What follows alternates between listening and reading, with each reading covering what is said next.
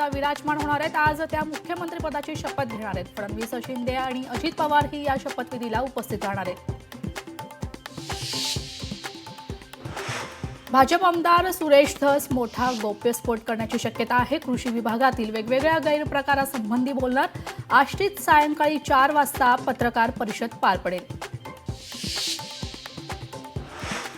शरद पवार आणि संजय राऊत दिल्लीत एका कार्यक्रमानिमित्त एकाच मंचावर येणार आहे। शिंदेंचा पवारांच्या हस्ते सत्कारावरून झालेली टीका आणि शिंदे मुख्यमंत्री होण्यास पवारांचाच विरोध या राऊतांच्या गौप्यस्फोटानंतर दोघंही आमने सामने। मुंबईतील पावांचं उत्पादन घटण्याची शक्यता आहे। प्रदूषणाच्या सुनावणीवर हायकोर्टाकडून लाकडी भट्टीला पर्याय शोधण्याचे आदेश, तर इराणी कॅफे विरोधात कारवाई थांबवण्याची माजी नगरसेवकांची मुख्यमंत्र्यांकडे मागणी। शक्तीपीठ महामार्गाविरोधात कोल्हापुरात बैठक, शासनानं विरोध डावलून प्रकल्प रेटण्याचा प्रयत्न केल्यास शेतकरी शांत बसणार नाही, शेतकऱ्यांचा इशारा।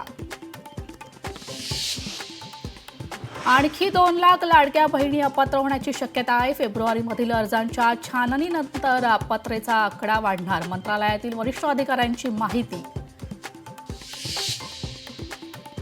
उत्तर प्रदेशच्या 75 तुरुंगातील कैद्यांना विशेष पद्धतीने करता येणार महाकुंभ स्नान। 90,000 कैद्यांना संधी, तर गंगेचं पाणी कैद्यांपर्यंत पोहोचणार, योगी सरकारचा निर्णय।